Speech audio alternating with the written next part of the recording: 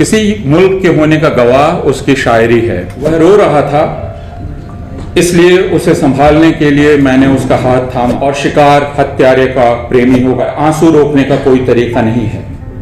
वे बाढ़ की तरह लगातार बहे जाते हैं। फिलिस्तीन की नस्लकुशी के खिलाफ फिलिस्तीनी कविताओं का एक संकलन शाया किया था हिंदी में 27 दिसंबर को, और इस संकलन की बिक्री का सारा पैसा, जो बहुत कम है, लेकिन वह फिलिस्तीनियों की राहत के लिए दिया जा रहा है। यह किताब बाहर है। इस किताब का नाम है कविता का काम आंसू पोंछना नहीं। इसमें 32 फिलिस्तीनी कवियों की 85 कविताएं हैं, और आपसे यह गुजारिश है कि आप बाहर निकलते वक्त इस किताब को खरीदें। हम सब लोग महमूद दरवेश और एडवर्ड सईद के साथ बड़े हुए हैं, इसलिए फिलिस्तीन एक तरह से हम सब के वजूद का हिस्सा है।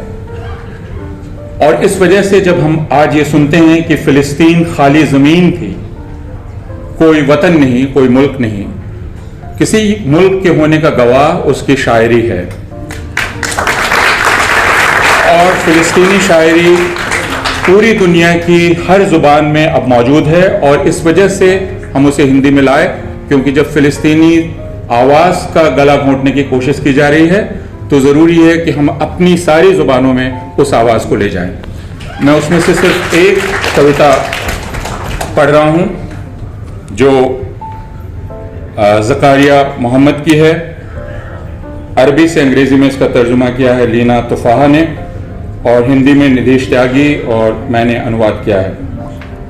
कविता का काम आंसू पोंछना नहीं है।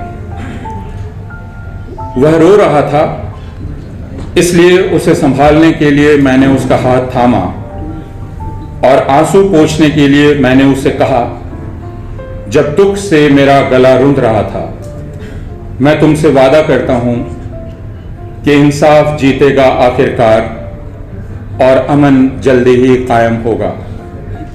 जाहिर है मैं उससे झूठ बोल रहा था। मुझे पता था कि इंसाफ नहीं मिलने वाला और अमन जल्दी नहीं आने वाला, पर मुझे उसके आंसू रोकने थे।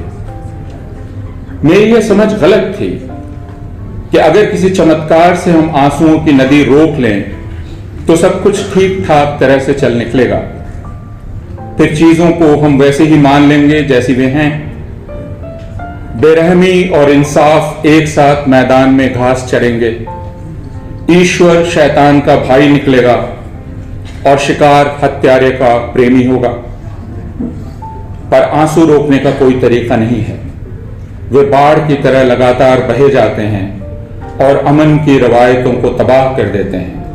और इसलिए आंसुओं की इस कसैली जिद की खातिर आइए आंखों का अभिषेक करें इस धरती के सबसे पवित्र संत के रूप में। कविता का काम नहीं है आंसू पोंछना। कविता को खाई खोदनी चाहिए जिसका बांध वे तोड़ दें और इस ब्रह्मांड को डुबा दें। तो यह किताब बाहर है। तर्जुमा अशोक वाजपेयी, यादवेंद्र, निधीश त्यागी और ऋचा नागर ने किया है, और इसकी कीमत 250 रुपये है। शुक्रिया।